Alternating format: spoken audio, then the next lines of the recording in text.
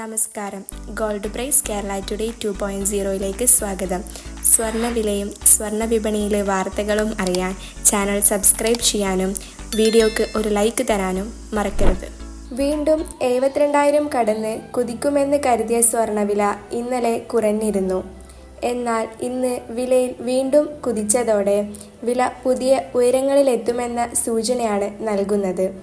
ഈ മാസം 15-ന് 68,880 കൂപ്പുകുത്തിയ സ്വർണ്ണവില പിന്നീട് കരകയറുന്ന കാഴ്ചയാണ് കണ്ടത്.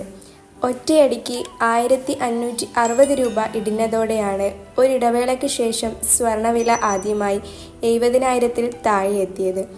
ഓഹരി വിപണിയിലെ ചാഞ്ചാട്ടവും അമേരിക്ക-ചൈന വ്യാപാര യുദ്ധത്തിന് ശമനതയും അടക്കമുള്ള ഘടകങ്ങളാണ് സ്വർണ്ണവിലയെ സ്വാധീനിക്കുന്നത്.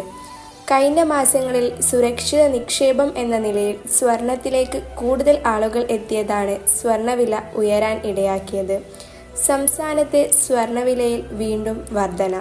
പവന് 400 രൂപയാണ് കൂടിയത്. ഒരു പവൻ സ്വർണത്തിൻ്റെ ഇന്നത്തെ വില 71,920 രൂപയാണ്. ഗ്രാമിന് 50 രൂപയാണ് കൂടിയത്. 1 ഗ്രാം സ്വർണത്തിൻ്റെ ഇന്നത്തെ വില 8,990 രൂപയാണ്. Thanks for watching Gold Price Kerala Today 2.0.